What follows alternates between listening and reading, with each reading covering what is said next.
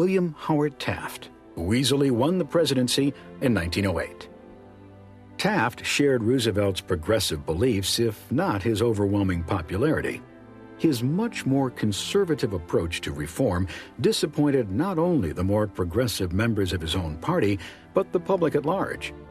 The fact that the third-party candidate, socialist Eugene Debs, received almost 500,000 votes for president was a clear indication that a great many Americans wanted more radical change than even Roosevelt had pioneered.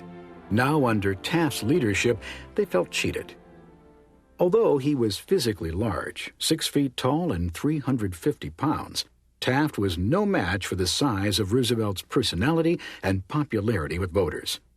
Taft was a distinguished lawyer and judge, but timid and uncomfortable as a politician.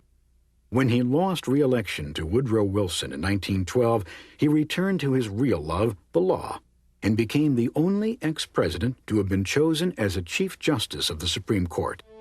He said the White House was the loneliest place in the world. I don't remember that I ever was president. Taft's one term as president was not without success, but the bitter political wrangling within his own party distracted the public's attention. Taft actually broke up more than twice the number of trusts as Roosevelt during his presidency. He convinced Congress to pass the Mann-Elkins Act, giving the Interstate Commerce Commission the ability to regulate telephone and telegraph companies. And he urged Congress to pass the 16th Amendment to the Constitution, a federal income tax. It was ratified by the states a year after he left office. Still, Taft was more sympathetic to the demands of the conservatives in the Republican Party than the progressives, and the public believed he was failing to continue Roosevelt's reforms. They were outraged when Taft signed the Payne-Aldrich Tariff, raising prices on imported goods, and incensed when Taft fired Gifford Pinchot. When Theodore Roosevelt returned to America from overseas in 1910, he was given a hero's welcome. The public urged him to seek a third term as president, and 2 years later he did. However, the Republican Party refused to seat Roosevelt's delegates to their convention, and as a result, Taft was renominated as a presidential candidate on the first ballot. Furious, Roosevelt and his supporters formed their own political party, aptly named the Progressive Party. After, Roosevelt boasted, "I'm as strong as a bull moose and ready for the fight." The Progressive Party then became known as the Bull Moose Party. Former friends and party members, now political enemies, Taft and Roosevelt battled each other for votes. Taft called Roosevelt a dangerous egotist, while Roosevelt said Taft was "a fathead with the brain of a guinea pig."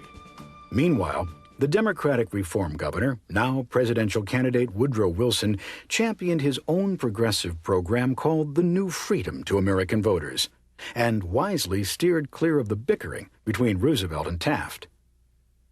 Don't interfere when your enemy is destroying itself. With the Republican Party votes split between Taft and Roosevelt, Wilson won a majority of the Electoral College votes and became president.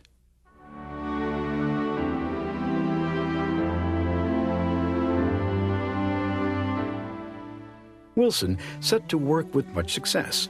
He convinced the Senate to pass the Underwood-Simmons Tariff, which for the first time since the Civil War reduced tariff rates. Next, he pursued financial reform by establishing a private banking system under federal control to make credit more available throughout the country and quickly adjust the amount of money in circulation. The Federal Reserve System was one of Wilson's greatest achievements and is the cornerstone of our economy even today. The next year, Wilson helped establish the Federal Trade Commission and signed into law the Clayton Antitrust Act. Both the commission and the act were aimed at stopping unfair business practices.